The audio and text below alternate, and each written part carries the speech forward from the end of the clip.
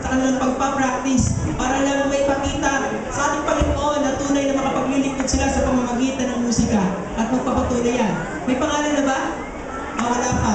T.S. Cruz Ensemble. Okay, hindi pa. Wala pa po. At papangalanan pa lang nila. Maging official na yan pagdating ng panahon. So, purihin ang Panginoon. Salamat T.S. Cruz Church. At salamat din sa ating Church Las Piñas, sa Seraphim. Nakita niyo po yung mga bata kanina, no?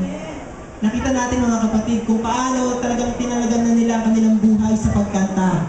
At nakita ko rin kung paano sila nag-practice at kumanta sila ng kailangan sa Paranaque Church. Kaya extended na yung kanilang ministry, hindi lamang din sa ating local district, kundi tatalo na rin sila sa ibang mga distrito kapag sila inimitahan.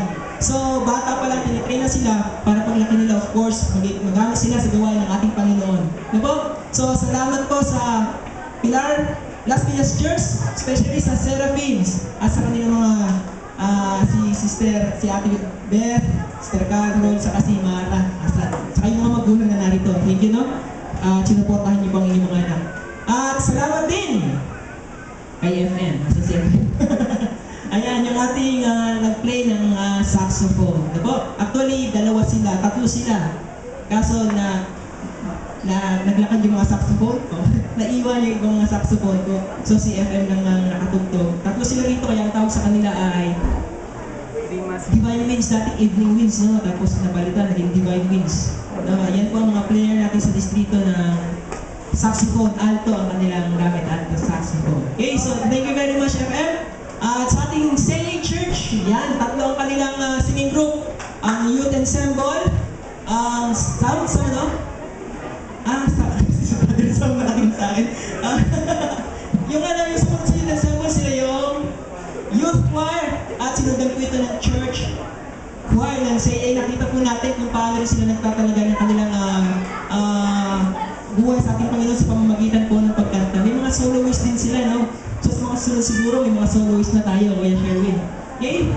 Salamat sa CA, Seventh-day Adventist Church. At narito po kayo.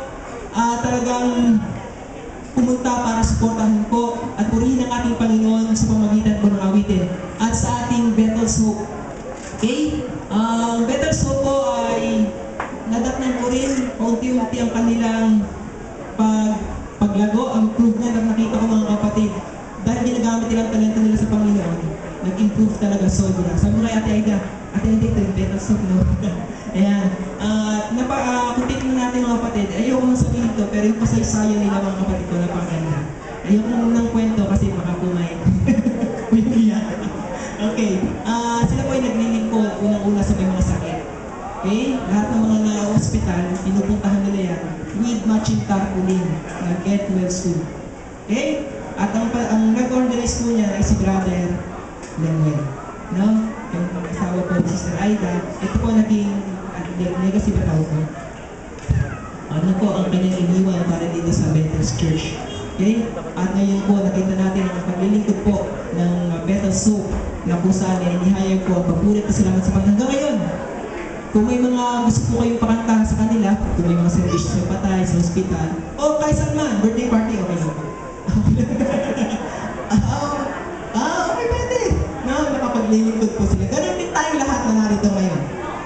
Mga kapatid, maraming salamat po. At syempre, hindi ito matutuloy kung hindi sa ating mga elders scout at sa ating mga elders dito sa ating distrito. At sa Bethel Church, it's lang kay Brother Sherwin. Thank you, Kuya Sherwin. Lagi ako tinetext ni Kuya Sherwin. Talagang medyo kinakabahan siya. Ako rin kinakabahan. Tuloy to, Kuya Sherwin. Okay, at yan, no? Siya po ay nagpagantalaga dito sa mga sound system natin. Nakita po natin mga kapatid ko pala yung pinagandang. Meron po tayong ano pa, ano po nga tawag dito? Music Festival, sorry. Music Festival 2, okay? Before mag-end ang year, meron tayong Music Festival 2. At ito po ay gagawin natin sa isang covered court. At ang gagawin natin, mag-i-invite na po tayo ng mga kaibigan natin. And this is a sort of evangelism through music. Evangelism sa pamamagitan po ng mga awitin. Kaya mga kapatid, suportahan po natin ito sapagkat dito magkakaroon ng lalo daw mga kaloob ng ating mga anak, mga kapatiran, lalo na doon nila matututunan na maglingkod at talaga kanilang buhay buhay sa ating Panginoon. So bago po ko po maihati po sa inyo ang Bethel Church ng isang awitin, at ito po yung awitin ng kanilang Mass Choir, no? Baka mawalan po kami ng bulan. Okay, ng kanilang Mass Choir for the closing song. At ito po ay susunod na closing prayer po ng ating church po sa Pilar. Po, si Ivan, ang ating active na youth leader po sa Pilar 70 Adventist Church. Okay? So, bigyan lang po natin magkakataon sa Mass Choir po ng Bethel Church.